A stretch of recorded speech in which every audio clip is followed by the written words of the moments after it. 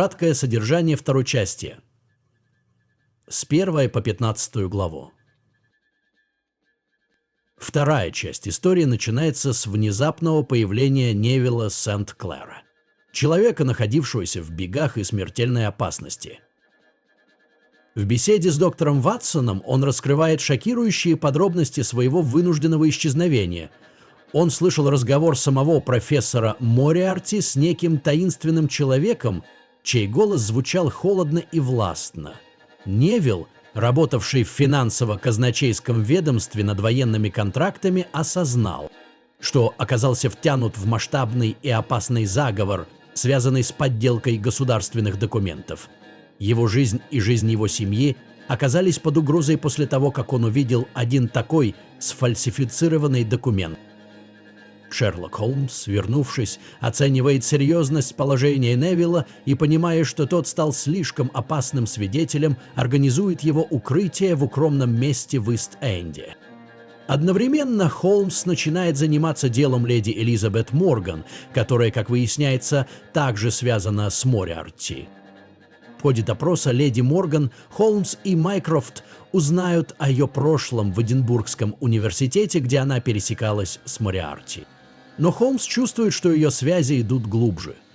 Под проницательным давлением она, или Холмс, основываясь на ее реакции, упоминает имя Фолкнера, человека из ее прошлого, трагически погибшего 20 лет назад. Реакция леди Морган на это имя выдает, что Фолкнер был для нее очень важен, и его смерть не была случайной. Понимая, что ключ к текущему заговору кроется в событиях 20-летней давности, произошедших в Эдинбурге, Шерлок Холмс принимает решение отправить доктора Ватсона на север.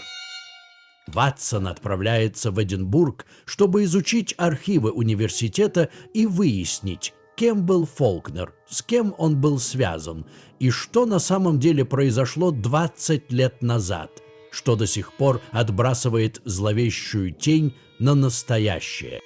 Осознавая растущую опасность для леди Морган как ключевой свидетельницы, Холмс разрабатывает дерзкий план по инсценировке ее смерти с использованием специальной сыворотки, чтобы вывести ее из-под удара противника. Во время переезда в безопасное место их карета попадает в засаду. В хаосе нападения леди Морган принимает сыворотку и, теряя сознание, выпадает из кареты. Холмс оказывается без сознания от удара. Но трагическая случайность мешает осуществлению плана Холмса. Шарф леди Морган цепляется за выступ кареты и является причиной удушения при ее падении. Когда Холмс приходит в себя, то обнаруживает себя рядом с телом леди Морган с шарфом на ее шее в своих руках, что делает его идеальной жертвой подставы и приводит к его немедленному аресту по обвинению в убийстве. В этот момент для всех, кто находится на месте преступления, является очевидным и подтверждается прибывшим на место преступления врачом, что леди Морган мертва. Шерлока Холмса арестовывают по обвинению в убийстве.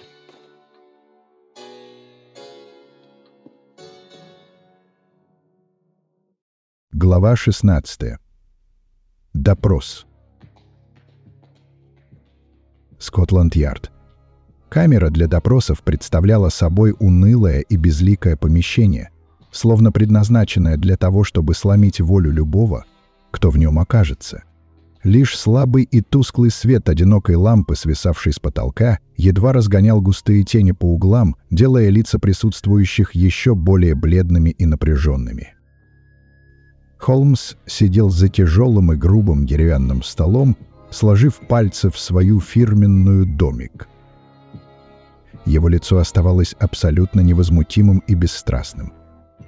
Как будто он сам наблюдал за происходящим со стороны, словно отстраненный наблюдатель. Единственным звуком в комнате было монотонное тиканье настенных часов, отсчитывающих секунды напряжения. Лестрейд, заметно взволнованный, шагал взад-вперед по комнате, то и дело бросая на Холмса взгляды, полные сомнений, раздражений и какой-то растерянности. «Честное слово, Холмс», — наконец выдохнул он, останавливаясь напротив детектива. «Если бы мне кто-нибудь сказал, что вы способны на хладнокровное убийство, я бы просто рассмеялся ему в лицо. Ни за что бы не поверил». Холмс чуть заметно усмехнулся, словно иронизируя над ситуацией. «Но сейчас вы почему-то не смеетесь, Лестрейд. Что заставило вас изменить свое мнение обо мне?»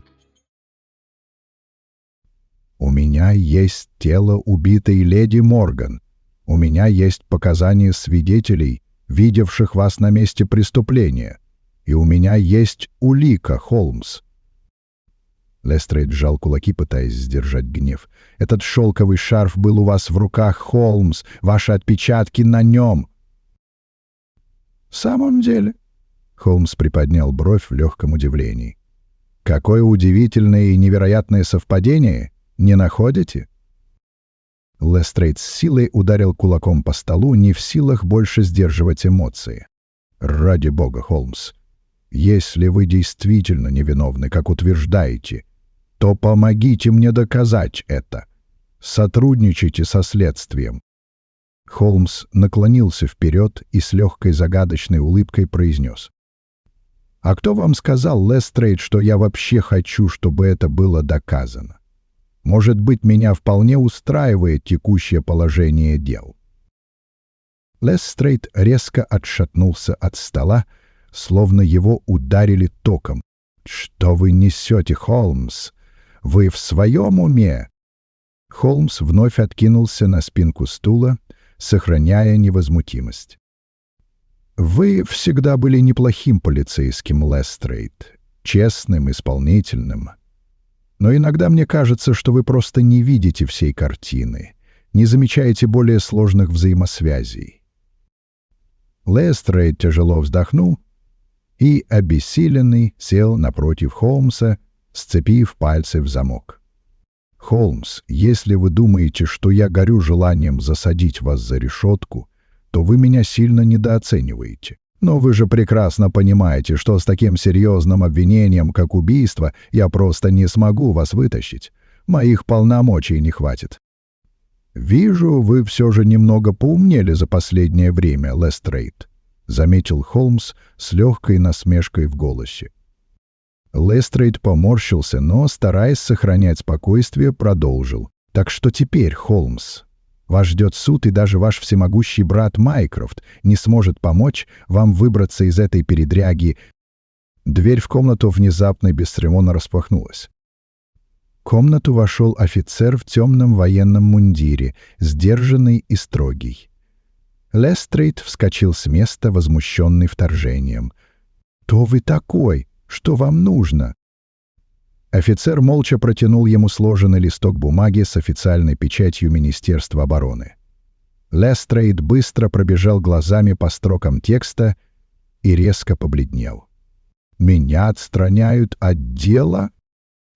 Согласно официальному приказу Министерства обороны, задержанный мистер Шерлок Холмс передается под военную юрисдикцию. Дальнейшее расследование будет проводиться военными властями. Лестрейд недоверчиво и растерянно посмотрел на Холмса, но тот оставался спокойным и невозмутимым, как всегда. «Вот это уже становится действительно интересно». Тихо пробормотал он себе под нос, словно происходящее разворачивалось по его собственному сценарию. «Холмс».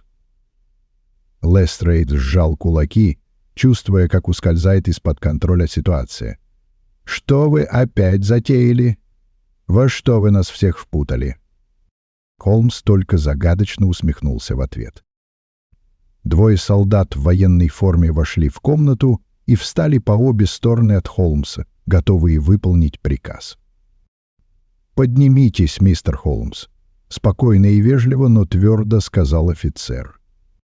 Холмс медленно встал со стула, поправил манжеты своего элегантного костюма и бросил последний взгляд на растерянного Лестрейда. Всегда приятно иметь дело с профессионалами, которые знают свое дело, — произнес он с легкой иронией. Лестрейд только молча и ошеломленно смотрел ему вслед, когда военные увели Холмса из комнаты. Он чувствовал, что происходящее выходит за рамки его понимания, и что он оказался пешкой в чьей-то большой и опасной игре.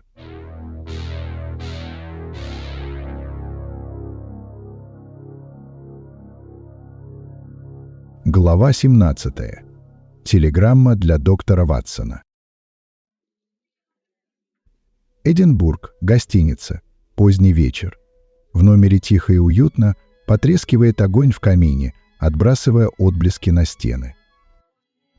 Ватсон сидел за небольшим столом в своей комнате, погруженный в работу, методично перелистывая страницы своей записной книжки. Он тщательно выписал все, что удалось узнать за этот долгий и насыщенный день, и теперь пытался сложить отдельные фрагменты в единую и логичную картину. Фолкнер, Ривз, леди Элизабет Морган, Мориарти. Судьбы этих людей каким-то непостижимым образом сплелись в одну сложную и запутанную историю, которую он пока не мог до конца разгадать. Он поднял голову от записей и устало потер переносицу, чувствуя нарастающее напряжение и усталость. «Шерлок, друг мой, я надеюсь, что у вас дела идут не хуже, чем у меня», — пробормотал он вслух, обращаясь к пустоте комнаты. Внезапно раздался настойчивый стук в дверь, нарушив тишину позднего вечера. «Войдите», — отозвался Ватсон, откладывая в сторону записную книжку и готовясь принять посетителя. Дверь открылась, и пожилой служащий гостиницы, одетый в форменную ливрею, протянул ему сложенную телеграмму на небольшом подносе. «Срочное сообщение для вас, сэр. Доставить немедленно». Ватсон быстро вскрыл конверт с официальной печатью и торопливо пробежал глазами короткий, но шокирующий текст. «Шерлок Холмс арестован. Обвинение убийства. Срочно возвращайтесь в Лондон. Лестрейд». Руки Ватсона непроизвольно сжались в кулаки, скомкав тонкую бумагу телеграммы. «Черт возьми, не может быть!» — прошептал он в полном изумлении и смятении. Он вскочил со стула, заметался по комнате, лихорадочно собирая свои вещи в дорожный чемодан. В голове настойчиво звучал лишь один вопрос, не давая покоя. Что, ради всего святого, произошло в Лондоне, пока он был в отъезде? Что могло заставить Лестрейда арестовать Шерлока Холмса по обвинению в убийстве?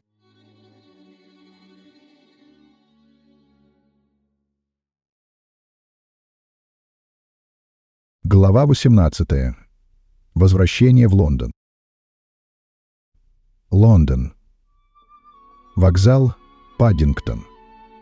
Поздняя ночь.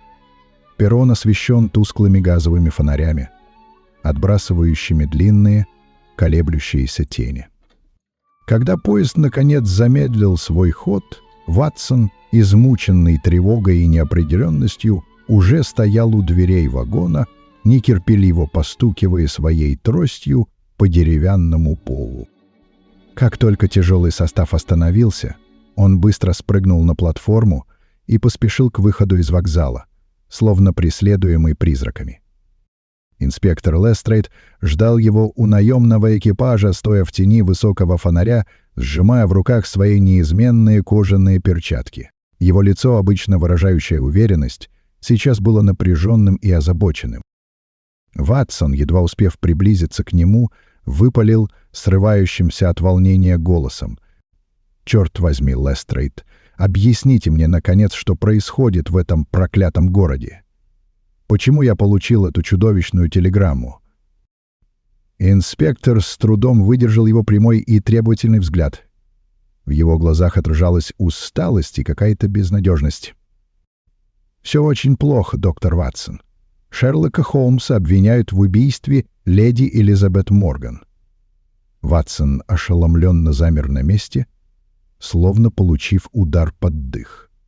«Что за чудовищный бред вы несете, Лестрейд? Это какая-то нелепая ошибка». Лестрейд тяжело вздохнул, опуская голову. «Боюсь, это не ошибка, доктор. Его нашли без сознания на месте преступления. И в руках у него был тот самый шелковый шарф, которым была задушена леди Морган. Все улики, как это ни прискорбно, указывают на него. Ватсон схватил инспектора за плечо, пытаясь привести его в чувство. «Вы хоть сами-то верите в этот абсурд? Лестрейд, вы же знаете Холмса, он не способен на такое». Лестрейд вырвался из его хватки и горько усмехнулся. «Конечно, я не верю в это, доктор Ватсон, но, к сожалению, улицы Лондона полны слухов и пересудов, и эти слухи не в пользу Холмса. Он уже арестован, и теперь этим делом занимается военное министерство. Мне, как местному инспектору, запрещено даже приближаться к нему». Ватсон медленно выдохнул, пытаясь взять себя в руки и успокоиться. Ситуация казалась критической. «Где его сейчас держит Лестрейд? Где мне его искать?» «В одной из охраняемых казарм, расположенных недалеко от Тауэра. Ведомство Майкрофта Холмса, как ни странно, настояло на том, чтобы он находился под военной юрисдикцией. Я, если честно, не знаю, почему они так поступили. Это очень странно». «И вы даже не пытались узнать причину такого решения?» — с упреком спросил Ватсон. Лестрейд поморщился, словно от неприятных воспоминаний. «Вы меня за кого принимаете, доктор Ватсон? Конечно, я пытался, но мне грубо закрыли все двери. Никто не желает со мной разговаривать». Ватсон нервно оглядел темную улицу, словно надеясь увидеть кого-то, кто мог бы дать ответы на его многочисленные вопросы. «Значит, у нас остается только один выход, Лестрейд», — тихо, но решительно сказал он. Лестрейд настороженно посмотрел на него, не понимая, что он имеет в виду. «И что же вы предлагаете, доктор Ватсон?» Ватсон обернулся к наемному экипажу и решительно открыл дверцу. «Мы немедленно отправляемся к Майкрофту Холмсу. Он единственный, кто сможет нам помочь разобраться в этой чудовищной подставе».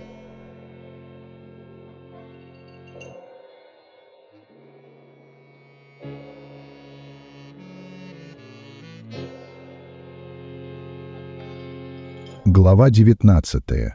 Лицо в карете. Клуб «Диоген». Поздняя ночь. Внутри царит атмосфера чопорной тишины и умиротворения, словно время здесь остановилось. Лестрейд с явным раздражением и нескрываемой неприязнью смотрел на величественный фасад клуба, словно перед ним стоял неприступный бастион. «Каждый раз забываю, как же я все-таки ненавижу это проклятое место», — проворчал он себе под нос, переминаясь с ноги на ногу. «Терпите, инспектор», — сухо и отстраненно ответил Ватсон, постучав тяжелой набалдашником трости в массивную дубовую дверь. Спустя томительную минуту ожидания им открыл невозмутимый и надменный швейцар, одетый в строгую ливрею. «Доктор Ватсон и инспектор Лестрейд. У нас срочное дело к мистеру Майкрофту Холмсу. Нам необходимо немедленно с ним поговорить», — настойчиво сказал Ватсон, стараясь скрыть свое волнение. Мужчина надменно склонил голову в знак приветствия и исчез в темном коридоре. Вернувшись через несколько минут, он бесстрастно объявил: «Прошу прощения, господа. Мистер Майкрофт Холмс в данный момент не принимает посетителей». Ватсон сжал кулаки, чувствуя, как нарастает его отчаяние. «Но это касается жизни и смерти его брата. Он просто обязан нас выслушать». «Мистер Майкрофт Холмс осведомлен о цели вашего визита. Но он все равно не может вас принять. Приходите завтра». Лестрейд раздраженно выдохнул, не в силах сдержать свое возмущение. Как же это удобно для него спрятаться за своими правилами и делать вид, что ничего не происходит. Ватсон хотел было возразить и попытаться настоять на встрече, но вдруг осекся, словно его осенила какая-то мысль. Именно в этот момент на улицу из бокового переулка выехала элегантная карета, запряженная парой холеных лошадей. Они невольно отошли в сторону, пропуская экипаж. Лестрейд недовольно буркнул что-то о поздних поездках высокопоставленных персон, и о том, что богачи не считаются с простыми людьми, но Ватсон его уже не слушал. В то мгновение, когда карета проезжала мимо, он случайно увидел в полутьме салона женское лицо. Сердце Ватсона вдруг ёкнуло, пропустив удар. Что-то было в этом неуловимом облике, что-то смутно знакомое и тревожащее. Но он тут же одернул себя, решив, что это невозможно. Карета быстро скрылась за углом, растворившись в ночной темноте. «Доктор Ватсон, с вами все в порядке?» Лестрейд удивленно посмотрел на него, заметив его странную реакцию. Ватсон молча покачал головой, пытаясь отогнать наваждение. Лестрейд, все в порядке.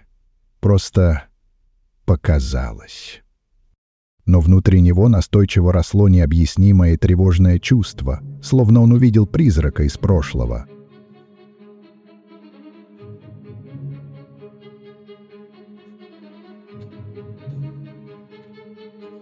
Глава 20. Сомнение доктора Ватсона. Лестрейд нервно шагал по мокрой мостовой, явно раздраженный и обеспокоенный исходом встречи в клубе «Диоген». «Ну и что нам теперь делать, доктор Ватсон?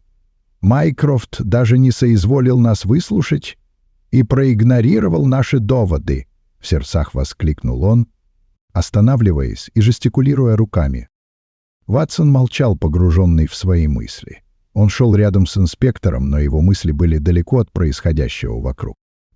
Лицо, увиденное им в карете, это была лишь мимолетная секунда, короткий и ускользающий миг, но этот образ словно намертво врезался в его сознание, не желая отпускать.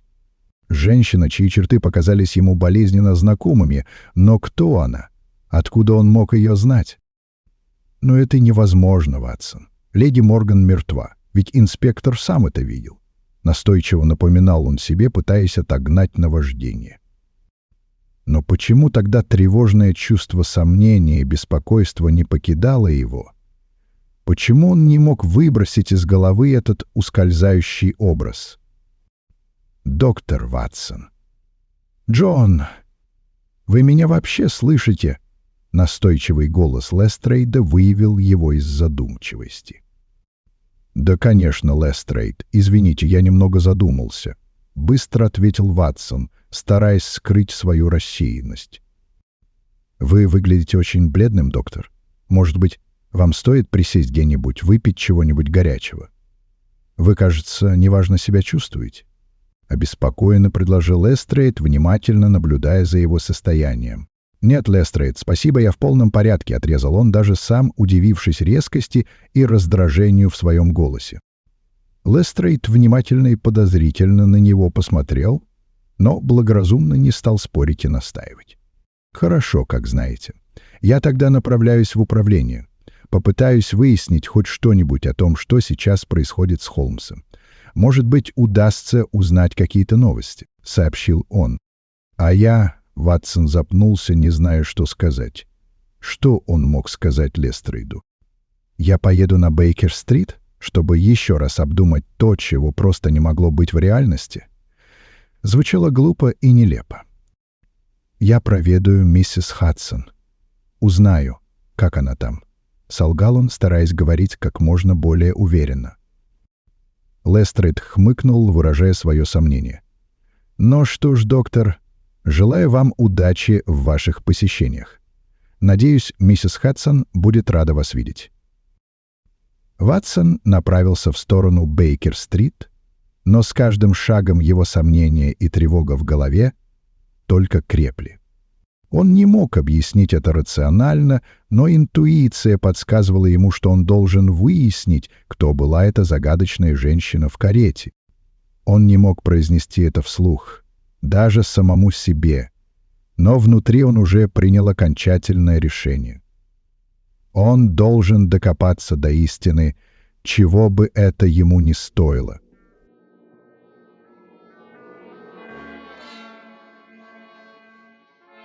Глава 21. Сумасшествие Холмса. Камера, в которой содержался Холмс, была на удивление неплохой, если, конечно, не принимать во внимание массивные железные решетки на окне и вооруженную охрану, дежурившую за толстой дверью. Холмс сидел на узкой койке, слегка покачиваясь вперед и назад, словно маятник часов. Голова его была аккуратно забинтована после недавнего удара, в висках пульсировала ноющая боль, но разум работал четко и ясно, просчитывая каждый возможный ход, словно сложную шахматную партию. Он прекрасно знал, что за ним ведется пристальное наблюдение. И наблюдают за ним не убийцы и не шпионы, а глаза, которым следовало увидеть совсем другое. То, что он хотел им показать.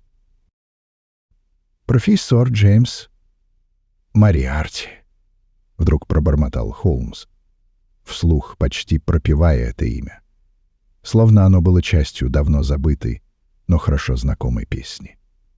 В его голосе звучала странная смесь страха и восхищения. Глухая тишина повисла за дверью камеры.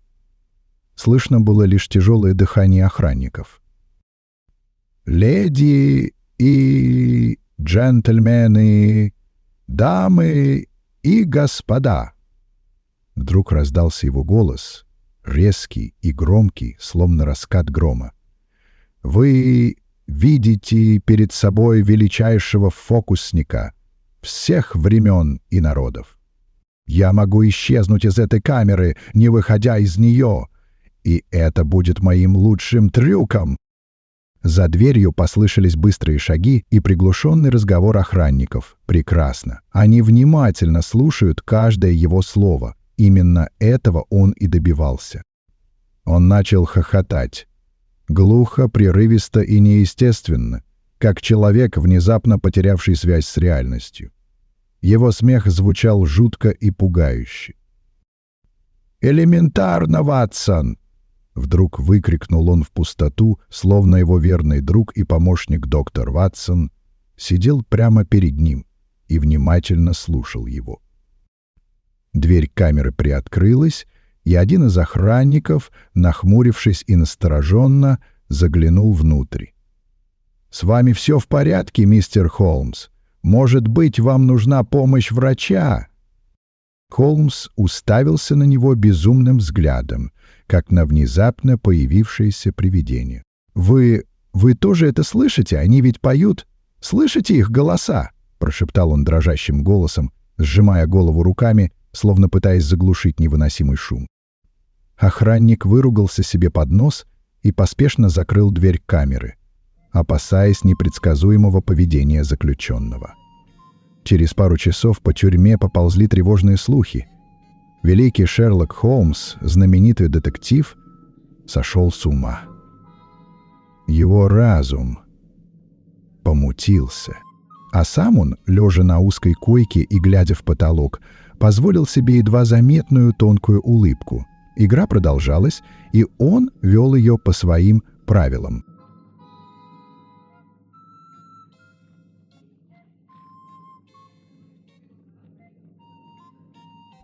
Глава 22.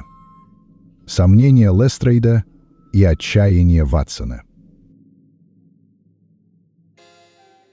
Это просто не может быть правдой!» Лестрейд в ярости швырнул на стол свежий выпуск утренней газеты. «Холмс не мог сойти с ума. Это какая-то чудовищная ошибка!» Заголовок газеты кричал о сенсационной и шокирующей новости. Гениальный сыщик сошел с ума? Задержанный Шерлок Холмс ведет себя неадекватно. Статья подробно описывала странное и неадекватное поведение Холмса в камере, приводя слова охранников и врачей. «Лестрейд!» — голос Ватсона был тихим, но в нем звучала твердая решимость. «Мы не можем сидеть сложа руки. Мы должны что-то предпринять, чтобы помочь ему». «А что я могу сделать, доктор Ватсон? Что в моих силах? Я не могу просто так войти в тюрьму и сказать: «Прошу прощения, господа, вы, видимо, ошиблись. Отпустите его». «Надо мной просто посмеются», — с горечью ответил Лестрейд. «Но вы же сами не верите во всю эту чушь, Лестрейд. Вы же знаете Холмса. Вы же понимаете, что он не мог совершить убийство и тем более не мог сойти с ума!» — воскликнул Ватсон, пытаясь достучаться до него. «Конечно, я не верю во все это, доктор!» — взорвался Лестрейд, не в силах сдерживать свои эмоции. «Но против нас улики, показания свидетелей, и теперь еще и эти проклятые слухи о его безумии!» Он резко выдохнул, пытаясь успокоиться, и устало провел рукой по лицу. «Вам разрешили его увидеть?» — с надеждой спросил Ватсон. «Нет, доктор. Отказали», — ответил Лестрейд, стиснув зубы от бессилия и злости. «Даже мне, инспектору Скотланд-Ярда, не разрешили с ним встретиться». Наступила тяжелая тишина. Каждый был погружен в свои мрачные мысли. «Тогда мне нужно найти какой-то выход из этой ситуации», — тихо, но решительно сказал Ватсон, словно принимая важное решение. Лестрейд посмотрел на него с тревогой и опасением. «Что вы задумали, доктор Ватсон? Что вы собираетесь предпринять? Это может быть опасно». Ватсон загадочно промолчал, не желая раскрывать свои планы. Он знал, что ответ на все их вопросы, скорее всего, находится у Невилла.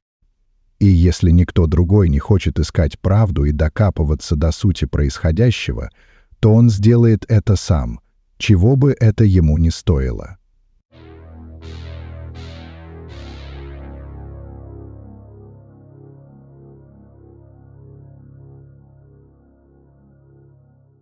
Глава 23. Откровение в переулке. То утро выдалось на редкость гнетущим. Густой, свинцовый туман, словно саван, окутал Лондон, проникая в самые укромные уголки и обволакивая город липкой пеленой. Ватсон проснулся с тяжелым предчувствием, словно тень беды нависла над ним. Он знал, что для того, чтобы пролить свет на темные тайны и разгадать все мучительные неясности, ему необходимо во что бы то ни стало встретиться с Невиллом. И вот когда бледное солнце едва пробилось сквозь пелену тумана, окрасив город в мрачные тона, Ватсон, преодолевая внутреннее сопротивление и борясь с нарастающей тревогой, направился в один из самых жутких и неприглядных районов Лондона. Узкие извилистые улочки, словно змеи, петляли между обшарпанными домами, заваленные зловонным мусором. Они источали смрад и запустение. Подозрительные личности, снующие в полумраке, словно тени, бросали на Ватсона косые недобрые взгляды. Каждый шаг отдавался гулким эхом в этом царстве порока и отчаяния. В горле першило от густой копоти, а сердце сжималось от недобрых предчувствий. Наконец Ватсон остановился перед полуразрушенным зданием, зияющим черными провалами окон, словно глазницы мертвеца. Дверь, скрипя на ржавых петлях, едва держалась на гнилых косяках. Это было убежище Невилла. Встреча прошла в атмосфере тягостного напряжения. Невилл, съежившись в углу, словно загнанный зверь, был напуган до смерти и отказывался сотрудничать. Его глаза метали лихорадочные взгляды, а руки дрожали, выдавая крайнюю степень волнения. Ватсону пришлось применить все свое красноречие, облекая уговоры в бархатные интонации, но за ними скрывался стальной тон. Возможно, Ватсон давил на него, апеллируя к чувству долга, взывая к остаткам совести, или, если нужно, прибегая к более жестким методам, напоминая о последствиях отказа. Ватсон понимал, что времени у них критически мало, и промедление в этой опасной игре может стоить им жизни. Наконец Невилл, сломленный доводами Ватсона, согласился. Они спешили по оживленным улицам, стараясь не привлекать к себе лишнего внимания, словно два беглеца, спасающихся от погони. Ватсон, несмотря на суету вокруг, не мог избавиться от навязчивого ощущения, что за ними неустанно следят чьи-то невидимые глаза. Холодный пот прошиб его, а сердце бешено заколотилось в груди. Проходя мимо небольшого пустыря, заросшего бурьяном и увядшей травой, словно клочком дикой природы в каменных джунглях, Ватсон внезапно обернулся. Инстинкт самосохранения подсказал ему опасность. И точно. Вдали, словно тень, маячила фигура незнакомца. Тот стоял неподвижно, но в руке его что-то зловеще блеснуло на солнце. Ватсон похолодел от ужаса. Это был пистолет. Время словно замедлилось. Ватсон, действуя на опережение, попытался выхватить свой револьвер, одновременно отчаянно заслоняя собой Невилла, словно пытаясь с собой закрыть его от неминуемой смерти. Но он даже не успел вскинуть руку. Раздались 2 выстрела дуплетом, пронзивших тишину, словно нож, полоснувший по натянутой ткани. Пуля со свистом рассекла сгущающийся воздух, едва не коснувшись Ватсона и Невилла, и с глухим стуком вонзилась в стену за ними. Обернувшись, Ватсон с ужасом увидел, как незнакомец, словно марионетка, оборвавшая нити, рухнул на грязную мостовую, разметав вокруг себя пыль и мелкие камни. Безжизненное тело содрогнулось в предсмертной конвульсии, и тишина вновь воцарилась над переулком, нарушаемая лишь тяжелым дыханием Ватсона и испуганными возгласами Невилла. В этот момент из-за угла ближайшего дома, словно призрак, возникший из ночного тумана, появился офицер в военной форме. Его движения были стремительными и уверенными, а лицо — непроницаемым маской, скрывающей бушующие внутри эмоции. Он быстро и бесшумно приближался к ним, и Ватсон, затаив дыхание, пытался разглядеть его черты в полумраке. Внезапно, словно вспышка молнии, пронзила его сознание, и он узнал этого человека. Это был Шерлок Холмс. Но, черт возьми, Холмс! — воскликнул Ватсон. Его голос дрожал от шока, изумления и нахлынувших противоречивых чувств. Он все еще не мог поверить своим глазам, словно перед ним стоял призрак, восставший из мертвых. В голове не укладывалось, как такое возможно. Холмс слегка усмехнулся, едва заметно приподняв уголки губ. В его глазах, обычно холодных и отстраненных, мелькнули знакомые искорки озорства и торжества. И он приветствовал старого друга, словно после долгой разлуки, как будто ничего необычного и пугающего не произошло. «Рад видеть вас, Ватсон. Здравствуйте, дорогой друг». «Ватсон, вам когда-нибудь приходилось меняться местами с другим человеком?» Ватсон нахмурил брови, пытаясь осознать происходящее. Его мозг отказывался воспринимать реальность. «Холмс, я уже начинаю думать, что вы совершенно верно. В камере остался мой двойник». Холмс расстегнул ворот мундира и достал оттуда часы, явно не свои. Они выглядели простыми и дешевыми, совсем не в стиле Холмса. Один из офицеров, участвовавших в операции Майкрофта, согласился немного отдохнуть в одиночестве. Но как же его поведение? Шерлок ухмыльнулся, в его глазах блеснул лукавый огонек. Немного вина, театральные способности и правильные слухи. Заключенные уже шепчутся о безумном Холмсе, а охрана думает, что сотрясение сказалось на моей психике. Мориарти и Ривз теперь уверены, что я устранен. Ватсон посмотрел на распростертое тело. Его лицо исказило гримаса ужаса. Холмс склонился над убитым, тщательно осматривая его руки. Его движения были быстрыми и точными, как у хирурга. «Вы его узнали? Это Эммануил Хоткинс, из тюремной охраны. Вы должны были его видеть, Ватсон. Помните дело о пропаже глаза Ориона?» «Безусловно. Он работал в тюрьме». «Что?» Холмс медленно кивнул. Его лицо стало серьезным и мрачным. «Этот человек и есть тот, кто передал сведения о моем конвое и помог Мориарти сбежать. Теперь у нас есть доказательства, что шпион находился внутри самой полиции». Невилл побледнел. Его глаза расширились от страха. «Он пытался меня убить?» Холмс повернулся к нему. Его взгляд был пронзительным и изучающим.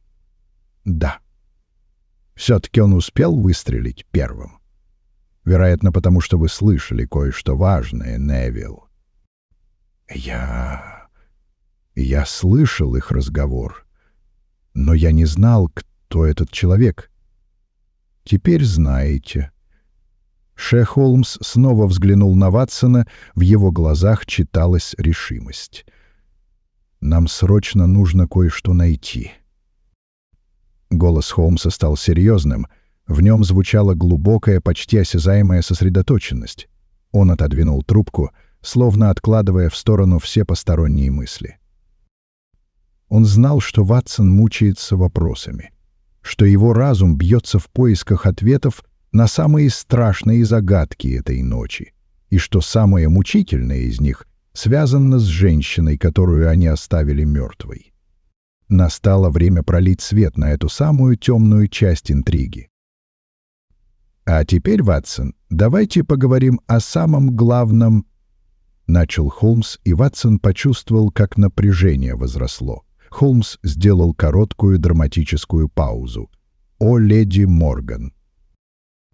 Ватсон резко поднял голову. В его глазах отразились изумление, недоверие и нахлынувшая волна боли. Он считал ее мертвой, видел тело, был арестован за ее убийство. Услышать ее имя из уст Холмса в таком контексте было сродни удару. Его лицо побледнело, а губы чуть дрогнули. «А леди Морган?» — переспросил Ватсон. Его голос звучал тихо, почти неуверенно, словно он боялся услышать ответ. Холмс пристально посмотрел на него, видя смятение на лице друга. «Именно, Ватсон. О леди Морган. О ее смерти. Я заранее подготовил сложный хитроумный раствор, имитирующий смерть. Курары, как вы знаете, обладают парализующим эффектом, вводя в состояние глубокого оцепенения, неотличимого от летаргического сна», — пояснил Холмс. Его голос звучал ровно, но в глазах поблескивал холодный расчет. Леди Морган приняла его незадолго до предполагаемого нападения. Мои расчеты указывали на высокую вероятность атаки, хотя, признаю, место и время были выбраны противником идеально. Падение из кареты не входило в мой план, Ватсон. Это была случайность, которая, однако, сыграла нам на руку. Шарф на ее шее, зацепившийся при падении, создал убедительный след от удушения. В суматохе боя, в полумраке и тумане, нападающие, увидевшие ее неподвижное тело с этим следом, решили, что сыворотка и несчастный случай сделали их работу. Они не стали проверять тщательно, времени не было, и их приказ был выполнен. Цель казалась мертвой. Голос Холмса стал тише, почти заговорщицким. А потом, пока я был без сознания от удара, кто-то из выживших нападавших, вероятно, следуя инструкциям Мориарти, ведь он не хотел моей смерти, ему было выгоднее меня подставить, подтащил ее тело ко мне и вложил концы шарфа в мою руку. Идеальное преступление, совершенное моими руками. Он взглянул на Ватсона. Его лицо было серьезным. После прибытия первой волны полиции, наверняка поднятой кем-то из сообщников, Ривза или Мориарти, должен был появиться и наш человек, врач, действовавший по поручению Майкрофта. Он прибыл в спешке, возможно, до официального коронера. Его задача была подтвердить смерть, осмотреть меня и, главное, убедиться, что тело будет транспортировано туда, куда нужно. Тело леди Морган или, вернее, ее тело в состоянии анабиоза было увезено в морг в сопровождении этого врача. Там, под покровом ночи, после того, как все убедились в смерти и зафиксировали ее, врач Майкрофта тайно перевез леди Морган в другое безопасное место, где и ввел противоядие. Холмс закончил, выпустив клуб дыма. Таким образом, видимая часть для полиции и противника — это мое обнаружение рядом с телом задушенной леди Морган. Все улики указывают на меня. Невидимая часть — это хитроумная инсценировка смерти, подмена, хотя и не телом, а состоянием, и спасение леди Морган Майкрофтом. И все это лишь часть большой игры, Ватсон. шахматной партии, в которой каждый ход имеет значение. Холмс закончил, выпустив в воздух тонкое колечко дыма, которое медленно растворилось в свете, словно таящая в себе загадку мысль. Ватсон стоял неподвижно, пораженный услышанным. Его лицо, еще недавно искаженное тревогой и скорбью, теперь выражало целую гамму чувств. Изумление, восхищение и даже некое благоговейное изумление перед гением друга. Он смотрел на Холмса широко раскрытыми глазами, словно видя его впервые. Вся картина произошедшего, этот невероятный многослойный обман, казалась ему совершенно нереальной, сошедшей со страниц самого невероятного романа. «Боже!» «Холмс!» — прошептал Ватсон, наконец обретя дар речи. В его голосе звучало неподдельное восхищение. «Я никогда бы не мог представить себе ничего подобного. Это просто невероятно!» Холмс слегка улыбнулся, видя эффект, произведенный его рассказом на Ватсона. В его глазах блеснул знакомый огонек триумфа. Он снова взглянул на Ватсона, в его глазах читалась решимость. Ватсон стоял, потрясенный услышанным, его лицо выражало целую гамму эмоций, от изумления до облегчения. «Нам срочно нужно кое-что найти». Ватсон нахмурился. «Что найти, Холмс?» «Леди Морган оставила нам один сюрприз — дневник». «Дневник?» «В нем имя предателя». «Где он?» Шерлок натянул перчатки, его движения были отточенными и элегантными, и направился в ночь, словно хищник, вышедший на охоту. «Я уже знаю, где искать». Ватсон и Невилл переглянулись в замешательстве и поспешили за ним, чувствуя, что оказались втянуты в опасную и непредсказуемую игру.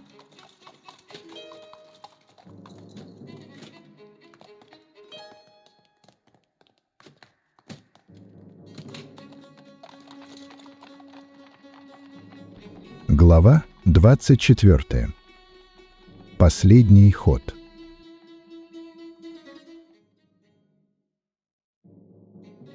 Когда Холмс, Ватсон и Невилл вошли в просторный кабинет Майкрофта, их уже ждали.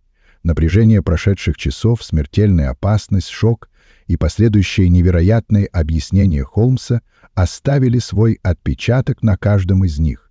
Но предстоящая встреча обещала стать кульминацией этой запутанной истории.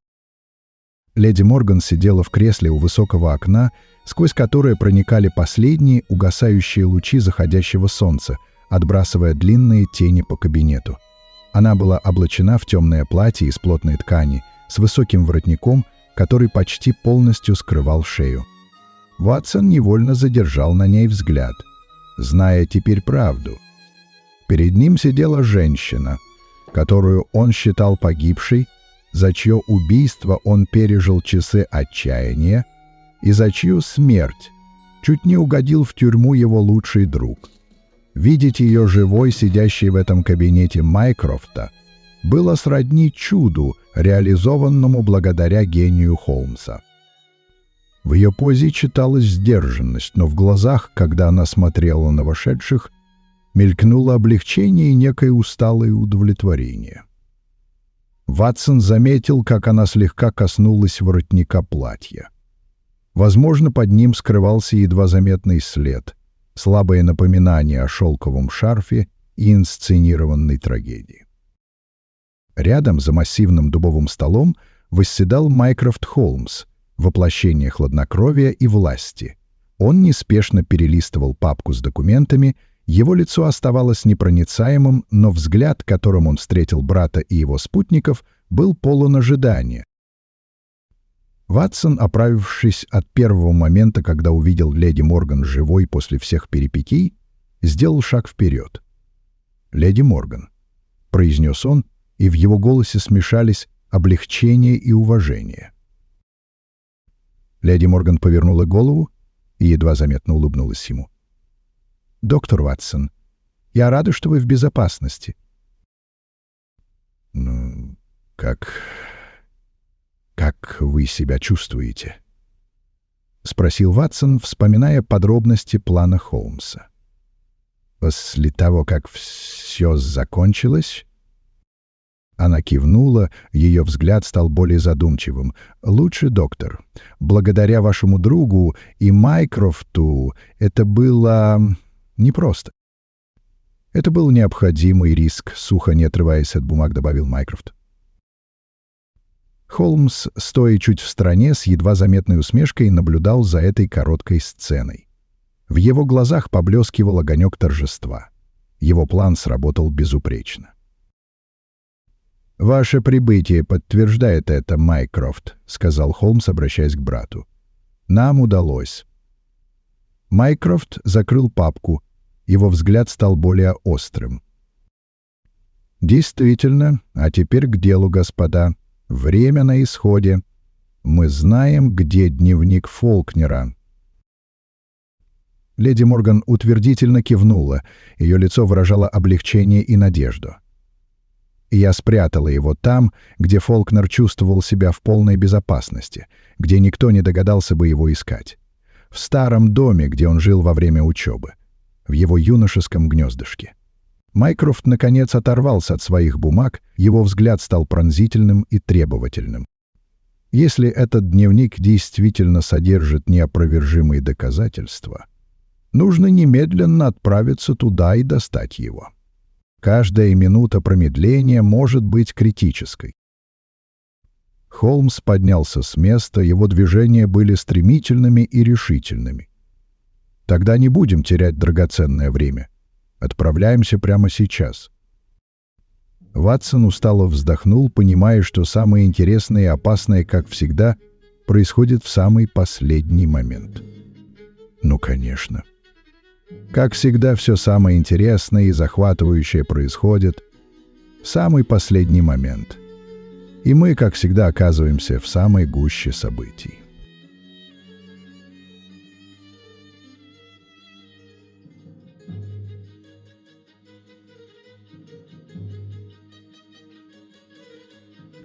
Глава 25. Дневник Фолкнера. Последняя улика. Лондон встретил их пронизывающим прохладным ветром, словно пытаясь выстудить остатки тепла из их тел, и густым, зловещим туманом, который, казалось, нарочно сгущался вокруг них, словно желая скрыть их передвижение от посторонних глаз. Карета, в которой ехали Холмс, Ватсон и Невилл, глухо и монотонно стучала колесами по булыжной мостовой, отбивая ритм их тревожных сердец. Леди Морган не сопровождала их в этой опасной вылазке. Майкрофт, проявив неожиданную твердость, настоял на том, чтобы она оставалась под усиленной охраной, оберегая ее жизнь как драгоценный сосуд. «Дом все еще принадлежит семье Фолкнера?» — спросил Ватсон, кутаясь в воротник своего плаща, пытаясь защититься от пронизывающего ветра, словно от прикосновения смерти. Его голос звучал приглушенно, выдавая нарастающее беспокойство. «Нет, Ватсон», — ответил Холмс, его голос был ровным и спокойным, но в глазах поблескивали знакомые искорки азарта. После его трагической смерти он долгое время стоял заброшенным и безмолвным, словно призрак прошлого, затем был продан.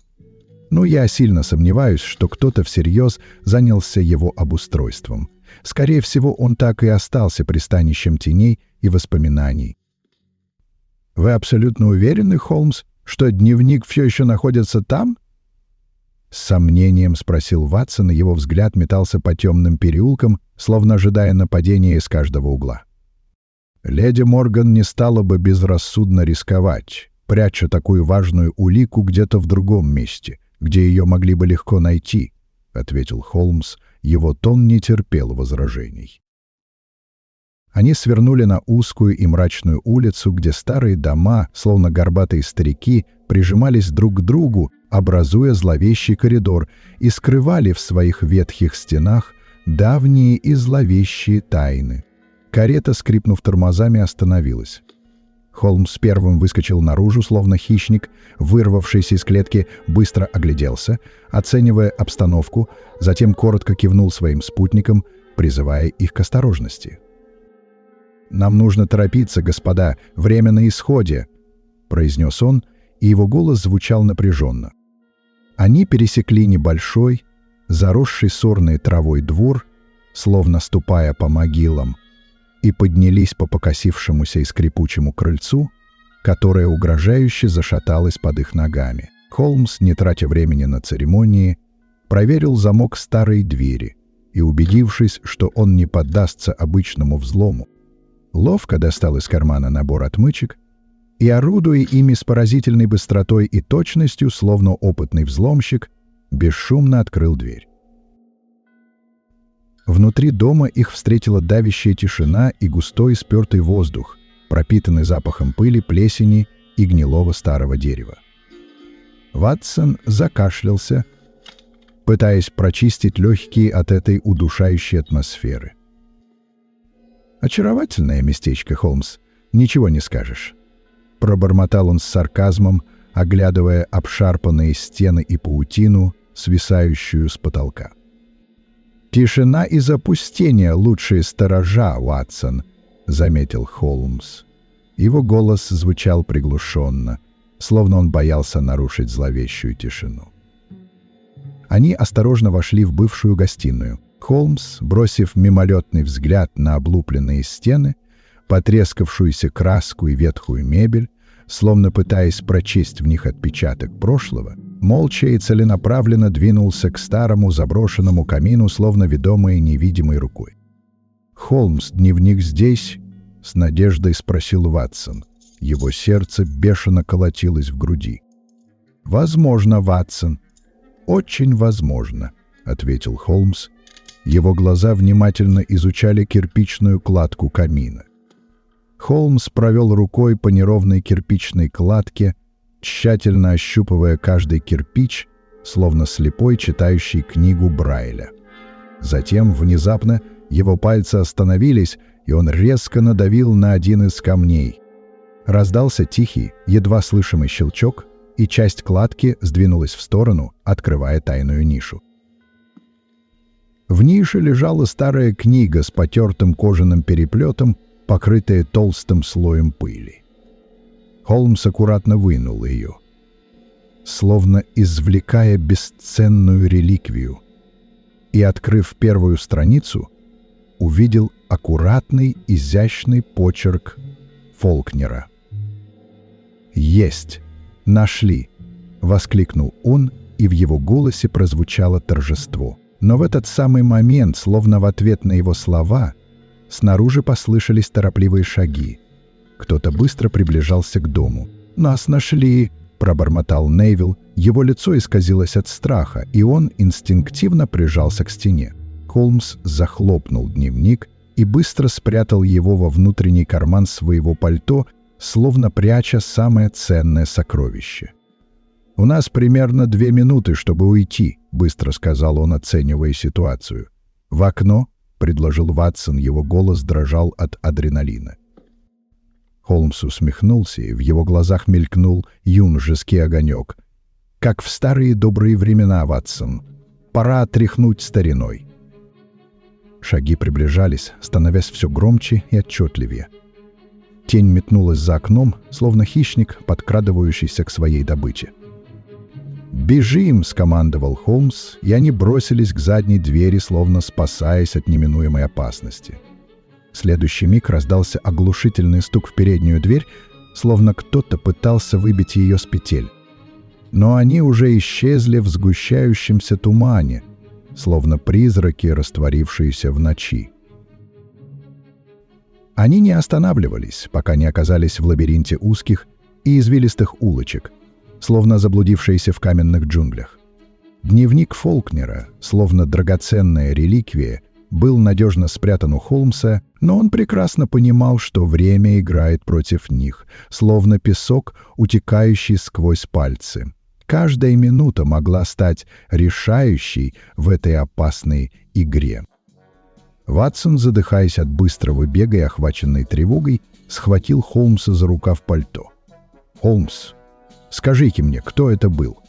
Кто эти люди, пытавшиеся нас убить?» Холмс, не сбавляя шага, бросил через плечо короткий ответ. Его голос звучал холодно и отстраненно. «Это были люди Ривза, Ватсон. Приятеля короля преступного мира Мориарти, который, как загнанный зверь, наконец осознал, что его хитроумная игра подходит к неминуемому концу. Но как он узнал о нашем местонахождении? Как он смог нас выследить?» В голосе Ватсона звучало отчаяние. «Возможно, они установили слежку за нами, словно хищники, выжидающие свою добычу. Или же, что еще более вероятно, кто-то из агентов Майкрофта, кто-то, кому мы доверяли, оказался не таким надежным и преданным, как нам казалось. Предатель, скрывающийся в тени, как змея в траве». Невилл, бледный как полотно и дрожащий от пережитого страха, прислонился к шершавой стене дома, пытаясь восстановить дыхание и прийти в себя. Его глаза метали лихорадочные взгляды, выдавая крайнюю степень испуга. «Что нам делать теперь, Холмс? Куда нам идти?» Холмс остановился и взглянул на него пронзительным взглядом, от которого у Невилла пробежали мурашки по коже. «Теперь, Невилл, нам нужно сделать так, чтобы этот дневник, как последняя и самая мощная фигура на шахматной доске, стал решающим ходом в этой опасной и запутанной шахматной партии, которую так искусно и коварно ведет Ривз. И этот ход будет для него сокрушительным шахом и матом», — произнес Холмс, и в его голосе прозвучали стальные нотки решимости. Они снова двинулись вперед. Их шаги отдавались гулким эхом в узких переулках, как будто отсчитывая последние секунды до развязки. Государственное управление иностранных дел, величественное здание, символ власти и могущества, возвышалось перед ними словно неприступная крепость. Майкрофт ожидал их в своем просторном и роскошном кабинете, обставленном сдержанной элегантностью. Он сидел за массивным дубовым столом, отполированным до блеска, подобно зеркалу, отражающим его холодную и расчетливую натуру. Его руки, сложенные на столе, выглядели неестественно спокойными, но в глазах читалась напряженная сосредоточенность. «Вы изрядно опоздали, господа», — спокойно и бесстрастно заметил он, не выказывая ни малейших эмоций. Холмс, не теряя времени, вытащил из внутреннего кармана пальто дневник Фолкнера и положил его перед братом на стол. «Мы принесли доказательства, Майкрофт. Неопровержимые доказательства». Майкрофт открыл старую книгу с потертым переплетом и быстро пробежал взглядом несколько страниц. Его лицо оставалось бесстрастным, но в глазах мелькнуло удивление. «Это даже больше, чем я ожидал увидеть.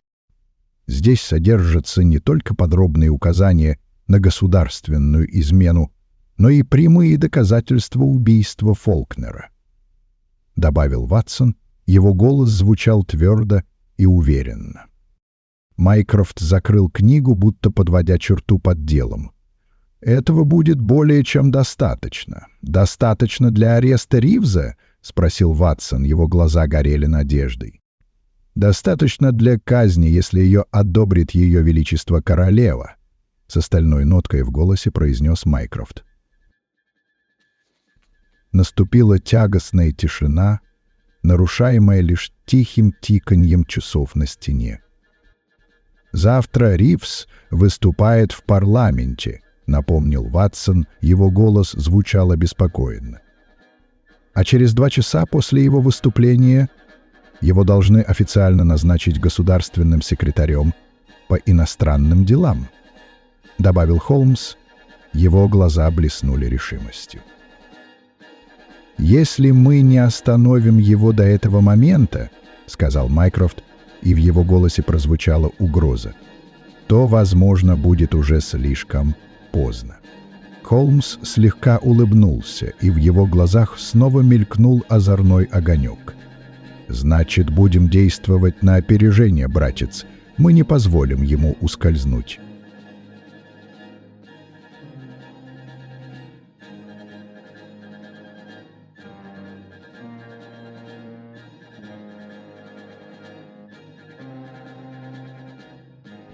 Глава 26.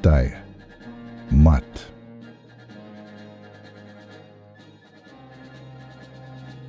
Величественный зал Вестминстерского дворца утопал в утреннем свете, проникавшем сквозь высокие стрельчатые окна. Лучи играли на резных деревянных панелях, отражались в позолоте массивных люстр и ложились бликами на густой красный ковер, покрывавший пол. В рядах кресел, обитых темной кожей, застыли лорды и депутаты. Их лица обращены к трибуне, где разворачивалось действо, определяющее судьбу нации. Торжественная тишина нарушалась лишь уверенным, твердым голосом лорда Ривза. Для него этот день был венцом многолетних амбиций, хитросплетений интриг, рискованных союзов и взвешенных решений. Он стоял на пороге триумфа. Еще несколько минут, и его речь завершится под одобрительный гул, а затем он официально вступит в должность государственного секретаря по иностранным делам, пост, к которому он так долго стремился. «Сегодня, как никогда», — чеканил Ривз, его голос безупречно разносился под высокими сводами, «мы должны помнить, что стабильность Британии зависит от доверия». Он мастерски выдержал паузу, давая словам проникнуть в сознание каждого присутствующего, ощущая, как воздух в зале пропитывается значимостью момента. В глубине зала, почти незаметные в тени галереи, находились Шерлок Холмс и доктор Ватсон. По обе стороны от них, словно незыблемые стражи, застыли невозмутимый Майкрофт Холмс и несколько его сотрудников из тайной службы, чья строгая гражданская одежда не могла скрыть профессиональной выправки. «Ведь на войне первым умирает доверие», — завершил Ривз свою мысль, окинув зал испытующим взглядом. В этот момент Холмс едва заметно склонил голову, и легкая, почти насмешливая улыбка тронула уголки его губ. Его взгляд встретился с глазами Майкрофта. Мгновенный, полный понимания, обмен мнениями, невидимый для остальных. И в этот самый миг тишину и торжественность нарушили резко распахнувшиеся массивные двери зала. По боковым проходам, чеканя шаг, вошли военные офицеры и агенты секретной службы. Их решительный вид и внезапное появление вызвали мгновенную реакцию. По залу прокатилась волна гула. Лорды и депутаты начали тревожно перешептываться. Некоторые в недоумении поднялись со своих мест. Лорд Ривз медленно перевел взгляд с вошедших на Майкрофта, затем на Шерлока Холмса. В его глазах промелькнуло удивление, сменившееся тенью понимания, а на губах появилась едва заметная кривая усмешка. «Лорд Ривз, по приказу Ее Величества вы арестованы!» Голос офицера, громкий и четкий, прорезал нарастающий шум, обрушив на зал звенящую тишину. А затем тишина взорвалась возмущенными возгласами. «Это нелепость!» — Ривз моргнул, инстинктивно делая шаг назад от трибуны. «Вы не смеете прерывать заседание парламента!» «Лорд Ривз!» — голос Холмса, спокойный, но пронзительный, прозвучал неожиданно громко в наступившей паузе. «Смею ли я спросить, где вы были в ночь убийства разведчиков Фолкнера 20 лет назад?» Вопрос ударил подобно хлысту. Гул в зале усилился, превращаясь в изумленный ропот. Депутаты переглядывались, пытаясь осознать услышанное. Имя, давно похороненное в архивах, внезапно всплыло на поверхность в самый неподходящий момент. «Полный абсурд!» Ривз на долю секунды потерял самообладание, но тут же усилием воли вернул себе маску невозмутимости. «Я отказываюсь отвечать на столь нелепые обвинения». Вперед выступил Майкрофт Холмс. С ледяным спокойствием он развернул официальный документ. «У нас есть неопровержимые доказательства вашей связи с профессором Мориарти и вашей изменнической деятельности, лорд Ривз».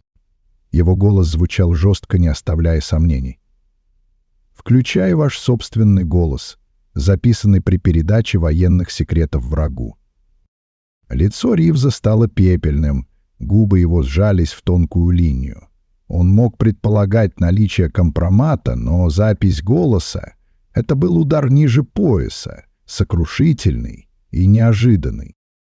«Это невозможно», — прошептал он, голос едва слушался его. «Боже, Холмс!» — изумленно прошептал Ватсон, наклонившись к другу. «Даже его голос у вас есть». «Я редко ошибаюсь в своих предположениях, Ватсон», — с легкой усмешкой ответил Холмс, не сводя глаз с поверженного лорда. В этот момент, когда все внимание было приковано к трибуне, одна из фигур в заднем ряду медленно поднялась. Женщина. В строгом темном платье, сдержанная, с гордо поднятой головой. Она двинулась вперед, медленно, но уверенно, и ее размеренные шаги гулко отдавались в напряженной, замершей тишине зала. Каждый шаг приковывал к ней все больше взглядов. Леди Элизабет Морган. Живая. Невредимая. Ривз в ужасе отшатнулся, цепляясь за трибуну, словно утопающий за соломинку. Глаза его расширились от чистого, неподдельного страха. «Нет», — выдохнул он, голос превратился в хриплый шепот. «Этого не может быть». Леди Морган остановилась в нескольких шагах от трибуны. Ее взгляд был холоден и спокоен. «Добрый день, лорд Ривз». Ее голос прозвучал ровно, но в нем чувствовалась сталь. «Вы не рады видеть старого союзника?» Ривз молчал, не в силах вымолвить ни слова. Его лицо было белее мела. «Ах да», — продолжила леди Морган с ледяной иронией, — «я же мертва, не так ли? По крайней мере, так вы и профессор Мориарти планировали». Ее слова прогремели, как раскат грома в затхлом воздухе интриг. Ривз смотрел на нее, как на призрака. «Вы... только и смог пролепетать он. «Я всегда знала, что Мориарти способен на предательство». Ее взгляд пронзал Ривза насквозь. «Но я не думала, что вы окажетесь всего лишь его пешкой и готовы устранить меня по его приказу». «Лорд Ривз», — вмешался Майкрофт, его голос вернул всех к суровой реальности. «Полагаю, вам лучше готовиться к совершенно другому разговору, не в этом зале». «Я требую немедленной встречи с премьер-министром!»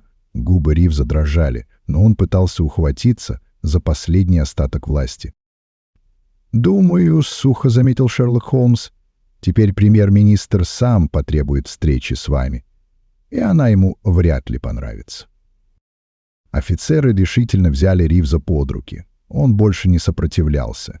Взгляд его был пуст. Он понял — игра окончена. Последний ход оказался не за ним. Бросив один полный смешанных чувств — страха, неверия, ненависти — взгляд на леди Морган, он позволил увести себя прочь. В зале воцарилось полнейшее оглушающее молчание. Депутаты и лорды сидели неподвижно, потрясенные разыгравшейся на их глазах драмой. Холмс с присущей ему невозмутимостью проводил взглядом уводимого Ривза. Затем, повернувшись к Ватсону, он позволил себе легкую усмешку. «Какой прекрасный, насыщенный событиями день, Ватсон! Не правда ли?» «Партия окончена?» Ватсон глубоко выдохнул, все еще пытаясь осмыслить произошедшее. «О, не торопитесь с вопросами, мой дорогой друг!» Холмс загадочно улыбнулся. «У нас впереди долгий вечер у камина на Бейкер-стрит. И, уверяю вас, мне будет что рассказать».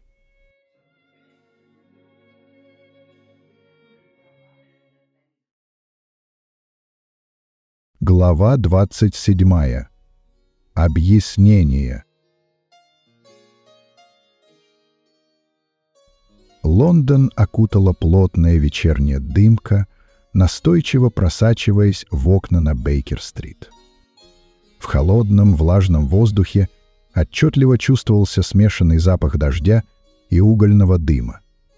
Вечный аромат столицы империи.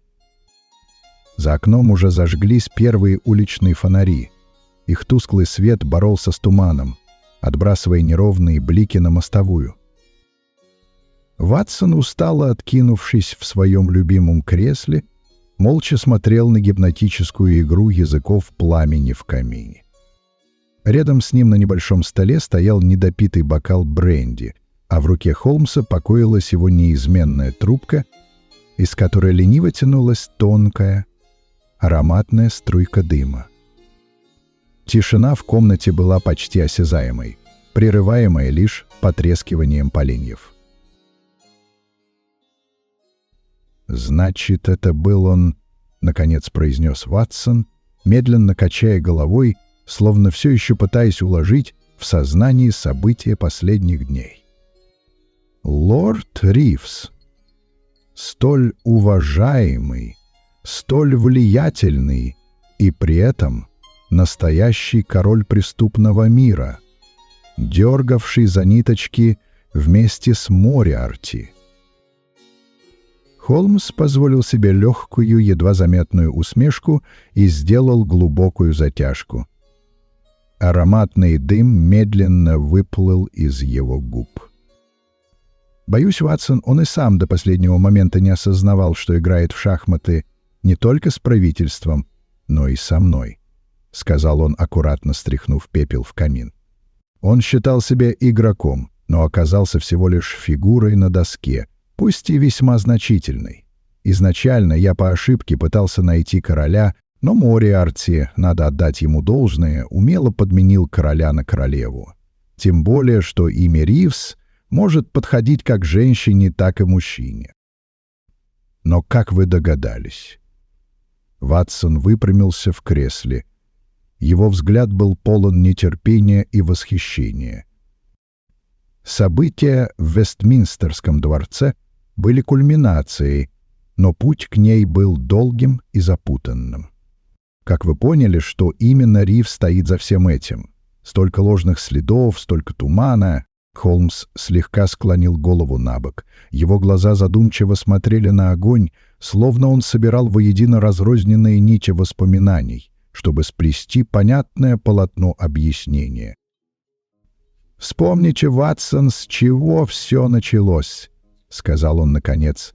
Его голос был спокоен и ровен. «С того самого документа, якобы похищенного из сейфа сэра Генри Дугласа в клубе «Диоген». Письма, которое на самом деле оказалось дезинформацией, хитроумно подброшенной вашим братом Майкрофтом, чтобы выявить утечку информации, кивнул Ватсон, вспоминая тот визит Майкрофта, с которого и закрутилась эта история. «Совершенно верно. Но уже тогда меня насторожило несколько моментов», — продолжил Холмс. Во-первых, сама реакция Дугласа, он явно лгал и чего-то боялся, а во-вторых, то, с какой поспешностью и сложностью за этим похищенным документом потянулись невидимые руки, весь этот тщательно разыгранный спектакль, убийство подставного посредника у Темзы, подмена вора, которого затем хладнокровно утопили, слишком сложная, слишком многослойная схема для обычных шпионов или воров, не так ли? Это указывало на то, что за кулисами стоит кто-то с большими возможностями и влиянием. И вы сразу подумали, что это кто-то не просто из преступного мира, а из высших эшелонов власти, пробормотал Ватсон, соединяя точки. Именно.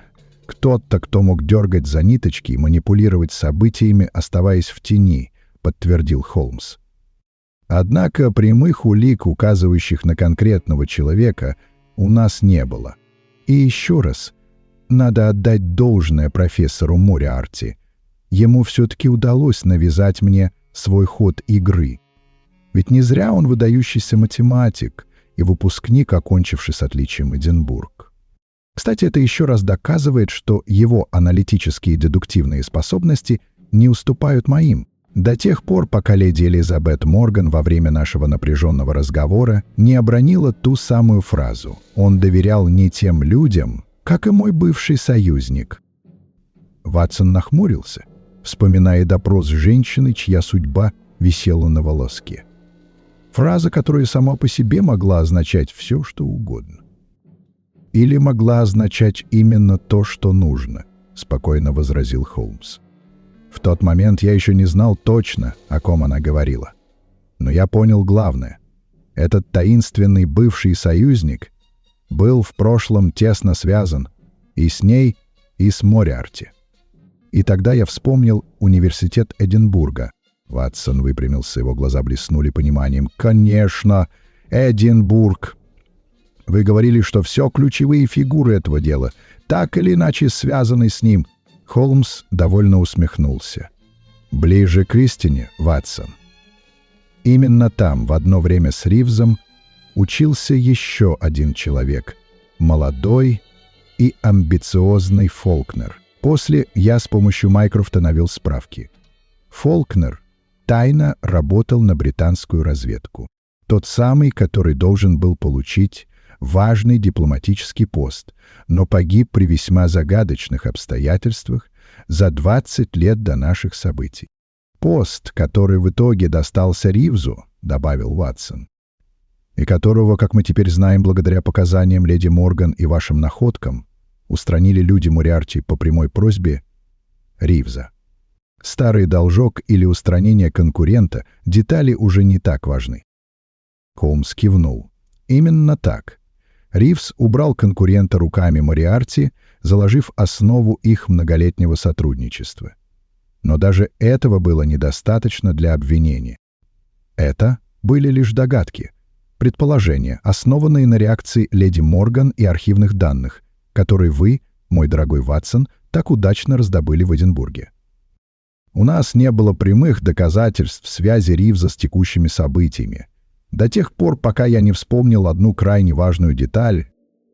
Он поднял свою трубку и задумчиво постучал ею по подлокотнику кресла, словно взвешивая каждое слово. «На войне первым умирает доверие». «Это фраза», — воскликнул Ватсон, сразу все поняв. «Вы слышали ее дважды». «Именно!» — глаза Холмса блеснули. Впервые в том самом разговоре, который случайно подслушал наш бедный Невилл Сент-Клэр, в ту ночь, когда он едва не погиб. Тогда я не придал ей особого значения, мало ли какие цитаты могут использовать люди в своих беседах.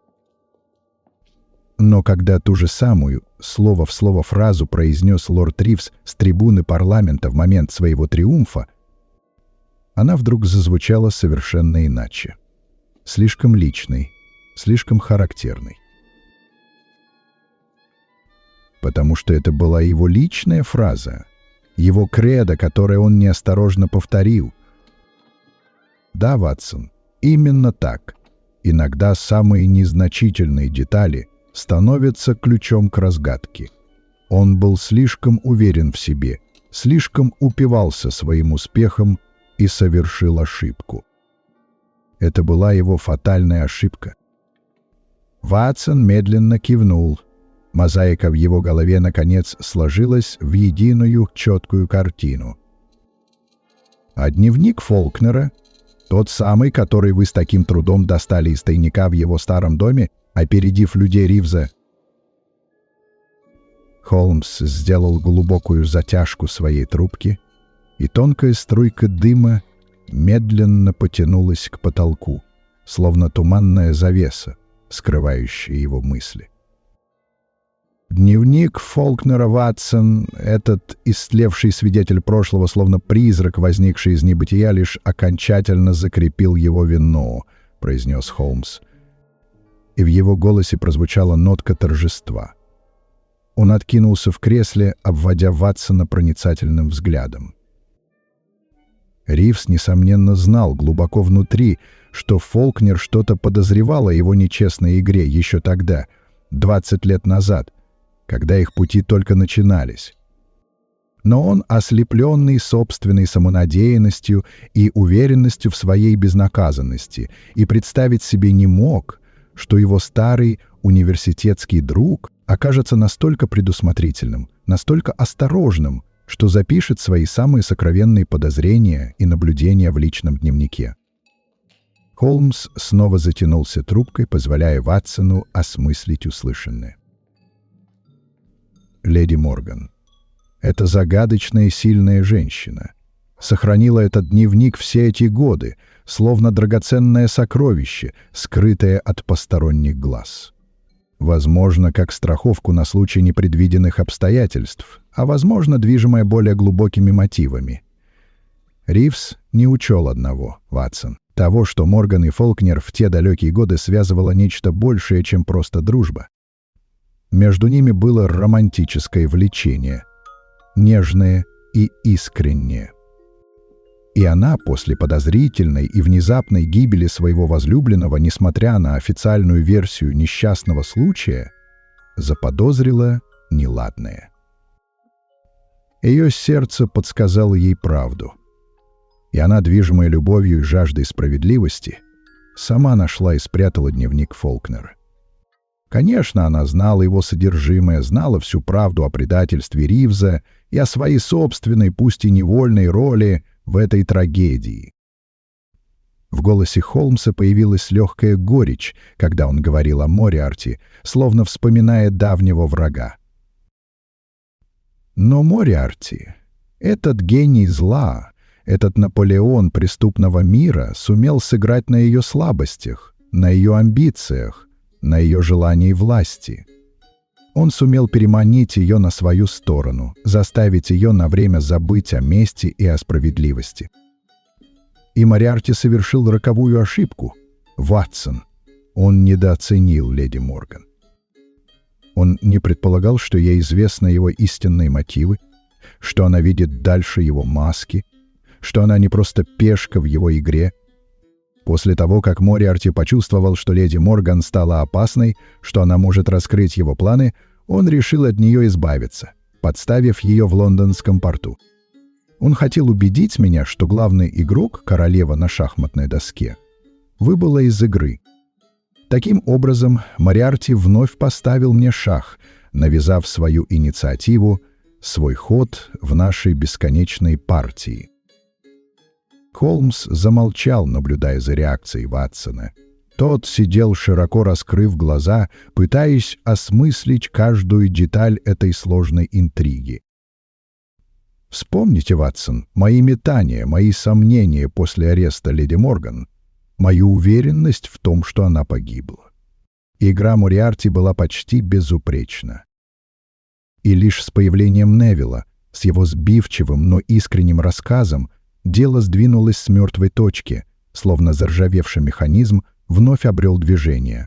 И в этом, мой дорогой друг, во многом благодаря вам. Холмс повернулся к Ватсону, и в его глазах мелькнуло искреннее восхищение и благодарность. Вы оказались не только прекрасным хирургом, способным спасать жизни на поле боя и в мирное время, но и великолепным психологом, способным проникнуть в самые потаенные уголки души человека. Именно благодаря тому, что вы смогли вызвать у бедняги Невилла понимание и доверие, убедить его говорить правду, новая партия перешла в нашу инициативу. Мы получили возможность сделать свой ответный ход. Голос Холмса стал тише, почти интимным. Далее было необходимо вызвать доверие и у леди Морган, убедить ее пойти на сотрудничество с нами, на этот рискованный и отчаянный шаг. И когда пришло время, когда все фигуры были расставлены на доске, когда ловушка была готова захлопнуться, она знала, кому передать этот дневник, этот бесценный ключ к разгадке.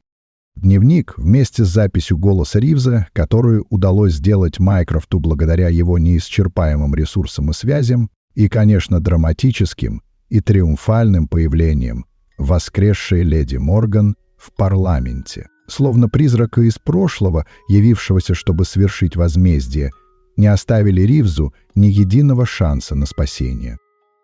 Его игра была окончена. «Все сложилось», — пробормотал Ватсон, все еще осмысливая масштаб заговора и гениальность друга. «Все сложилось», — эхом повторил Холмс, спокойно поднося к губам трубку и выпуская колечко дыма, которое медленно растаяло в теплом свете камина. Некоторое время оба молчали. В камине уютно потрескивали поленья, создавая иллюзию мира и покоя, столь редкую в их жизни. На улице послышался приглушенный туманом звук удаляющихся шагов ночного прохожего. Ватсон смотрел на профиль Холмса, освещенный огнем, и хотя дело Ривза было закрыто, его не отпускал другой, более глубинный страх. Он прокашлялся. «Шерлок», — начал он немного неуверенно, но затем продолжил тверже. «Меня все же не оставляет в покое один вопрос. Глядя на все, что произошло, почему Мориарти ни разу не попытался вас убить? Ведь у него было столько возможностей.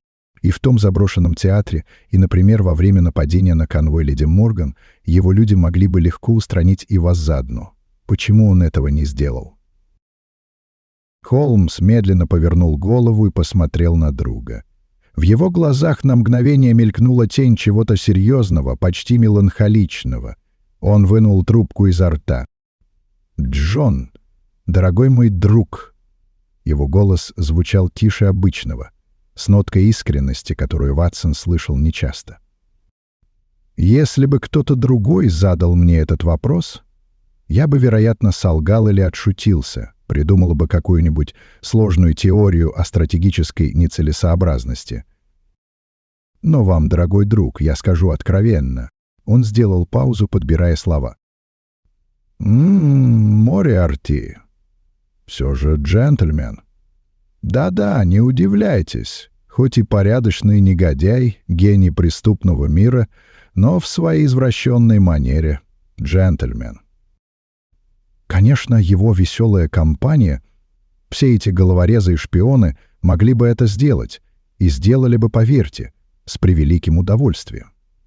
Но, видимо, у самого Мориарти на меня другие планы». Холмс снова затянулся трубкой, задумчиво глядя на дым. «Ликвидировав меня, он, несомненно, откроет для себя почти безграничный простор для своих гнусных дел. Лондон, а, возможно, и вся Европа, окажутся в его власти. Но...» Холмс чуть усмехнулся. «В этом случае ему станет невыносимо скучно. Ему не на ком будет оттачивать свой острый, как бритва, ум. А ум, к моему сожалению и одновременно некоторому удовлетворению, у этого негодяя лишь на унцию уступает моему. Уж поверьте, нам обоим нужна эта игра, Ватсон. Это противостояние умов. Возможно, когда-нибудь мы с Мориарти действительно вступим в последнюю смертельную схватку, но это точно не завтра, и уж тем более не сегодня». Ватсон слушал, затаив дыхание. Слова Холмса о дружбе, об их особой связи, которая позволяла ему быть откровенным, тронули его до глубины души. Он чувствовал привычную смесь восхищения его умом, легкого смущения от такой высокой оценки их дружбы и глубокой, непоколебимой верности этому необыкновенному человеку. Он понимал, что Холмс, говоря о Мориарти, говорил и о себе, о своей потребности в интеллектуальном вызове, о той опасной грани, на которой он балансировал. «Почему вы так уверены, Шерлок?» — тихо спросил Ватсон, скорее, чтобы нарушить повисшую тишину, чем ожидая логического ответа. Холмс внезапно улыбнулся, и вся серьезность слетела с его лица, сменившись знакомым озорным блеском в глазах. «Потому что сегодня, мой дорогой друг...» Он положил трубку и энергично поднялся с кресла. «У нас совершенно другие планы. Мы немедленно отправляемся в оперу. Сегодня в Ковент-Гарден дают волшебную флейту Моцарта. Вы ведь не забыли?» Ватсон на мгновение опешил от такой резкой смены темы, но затем невольно улыбнулся. Эта непредсказуемость, эта способность переключаться с мрачных глубин преступного мира на высокое искусство — это и был настоящий Холмс. Он почувствовал облегчение и знакомое тепло от их дружбы. Скромно кашлянув, он тоже поднялся. «В оперу? Что ж, Холмс, Он расправил плечи, готовый следовать за другом куда угодно. «Это прекрасная идея». «Замечательно!» Холмс уже накидывал пальто. «Тогда не будем терять ни минуты». Ватсон улыбнулся, покачал головой и взял свой недопитый бокал бренди. «За выигранную партию, Холмс», — сказал он, поднимая бокал. Холмс обернулся у двери, его глаза весело блестели. Он чуть приподнял воображаемый бокал в ответ. «За партию, Ватсон, и за те, что еще впереди. А теперь к Моцарту».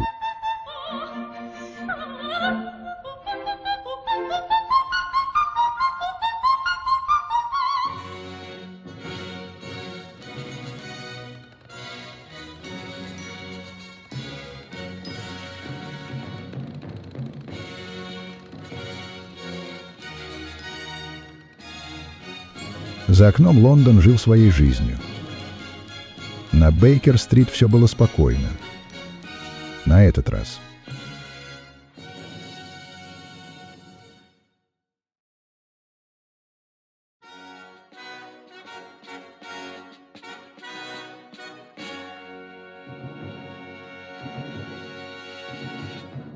Эпилог. Тайная аудиенция. Букингемский дворец был окутан тишиной. Глубокая ночь опустилась над Лондоном, но здесь, в самом сердце Британской империи, в одном из роскошных кабинетов, свет еще горел. Тяжелые портьеры надежно скрывали окна от посторонних глаз, а отблески пламени в камине ложились на лица двух человек, стоящих перед ним. «Примите мои искренние поздравления, мистер Холмс», — раздался глубокий властный голос. Шерлок Холмс с легким, едва заметным поклоном принял бокал, поданный молчаливым дворецким, но так и не сделал ни глотка. Его внимание было сосредоточено на собеседнице. «Ваше Величество», — почтительно произнес Майкрофт Холмс, стоявший рядом с братом, и перевел взгляд на королеву. Королева Виктория, облаченная в строгое темное платье, внимательно и проницательно изучала двух братьев. Ее обычная монаршая сдержанность, казалось, слегка отступила. «Вы проделали поистине великолепную работу», — сказала она наконец. «И вы, Майкрофт, и ваш столь неординарный младший брат». Холмс сдержанно склонил голову, но Виктория, слегка прищурившись, продолжила, обращаясь к нему. «И все же, мистер Холмс, мне не дает покоя мысль, что это успешно завершенное дело вас чем-то разочаровало». Шерлок позволил себе легкую, почти ироничную усмешку. «Как вы догадались, Ваше Величество?» Королева взглянула на него с легким, но ощутимым укором. «Возможно, потому что вы слишком хороший детектив, мистер Холмс. Вы видите не только то, что на поверхности». На мгновение в кабинете воцарилось молчание, нарушаемое лишь потрескиванием дров. «Этот скандал!» — начала она вновь, ее голос обрел твердость. «Разоблачение лорда Ривза могло бы разрушить репутацию не только отдельных личностей, но и всей британской аристократии. Мы не можем позволить себе подобных потрясений в столь неспокойное время». Майкрофт спокойно кивнул, подтверждая невысказанное решение. «Дело Ривза и его истинные масштабы не будут преданы широкой огласке, Ваше Величество». «Хорошо», — сказала Виктория, — «но урок должен быть усвоен. Люди должны помнить, что измена короне и Отечеству не остается безнаказанной, какими бы высокими титулами ни прикрывался предатель». Она медленно подошла к своему массивному столу и провела рукой по его гладкой, отполированной поверхности, будто собираясь с мыслями. «Я много размышляла в последние дни, Майкрофт. Воины меняют свой облик. Они становятся сложнее, запутаннее. Противники действуют хитрее, из тени. Боюсь, наступает новая эпоха, эпоха тайных игр». Майкрофт не изменился в лице, сохраняя свою непроницаемость Но Шерлок с легким неподдельным интересом наклонил голову. Времена требуют новых решений. «Нам нужна новая сила», — продолжила королева, ее голос обрел стальные нотки.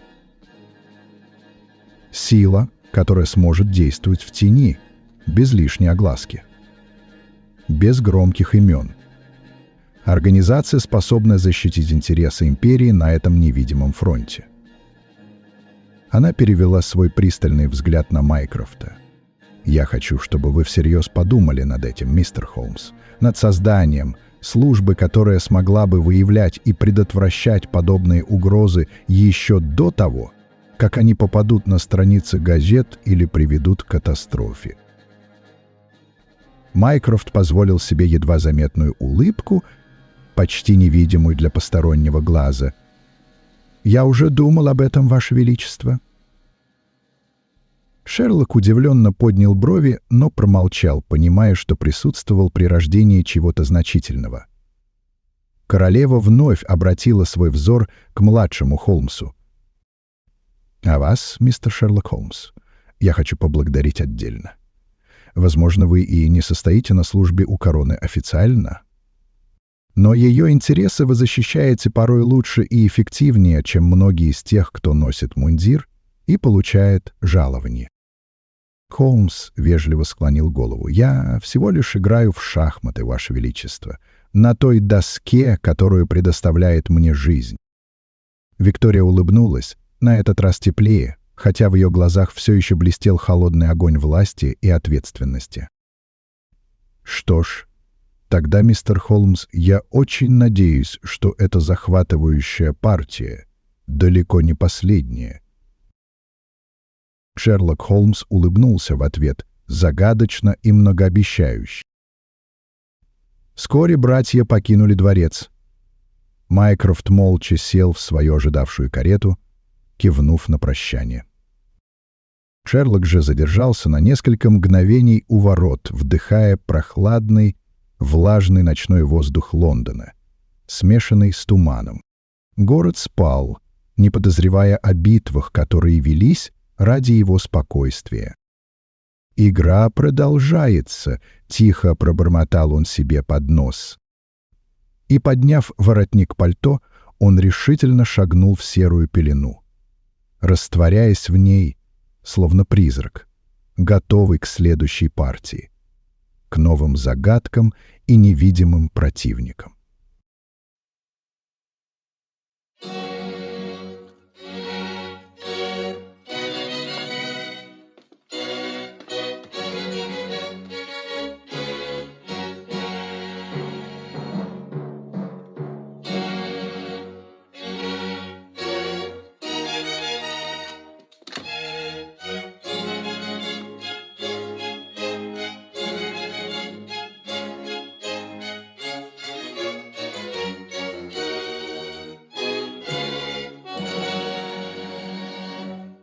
Дорогие друзья и читатели, вот мы и добрались до конца второй части «Игры с тенью». Я искренне благодарен каждому из вас, кто прошел этот путь вместе с Шерлоком Холмсом и доктором Ватсоном, погружаясь в лабиринты интриг викторианского Лондона. Спасибо, что дослушали до конца. Надеюсь, этот роман пришелся вам по вкусу, захватил и держал в напряжении до самых последних страниц. Я вложил в него много сил и старания, стремясь создать увлекательную историю в любимом многими стиле. Мне очень интересно ваше мнение. Понравился ли вам этот роман? Хотели бы вы, чтобы я продолжил писать приключения Шерлока Холмса именно в таком стиле, исследуя новые грани его мира и сталкиваясь с новыми, не менее опасными противниками? У меня есть задумка, которая будоражит мое воображение. В моих планах создание целой серии романов, которые хоть и не будут напрямую связаны с фигурой Шерлока Холмса как главного героя, станут непосредственным продолжением этой увлекательной истории, разворачивающейся в мире тайн и приключений. Это будет возможность по-новому взглянуть на последствия событий, свидетелями которых вы только что стали, и встретить новых ярких героев, которым предстоит столкнуться с отголосками этого масштабного заговора. Я обещаю, что эти новые романы будут не менее, а возможно даже более увлекательными и захватывающими, чем то, что вам довелось услышать и прочитать в этой части. Ваши отзывы и комментарии очень важны для меня. Пожалуйста, поделитесь своими мыслями, что понравилось, что заставило задуматься, чего бы хотелось увидеть в будущем. Ваша поддержка вдохновляет на новые творческие поиски. С нетерпением жду ваших комментариев. С уважением, автор.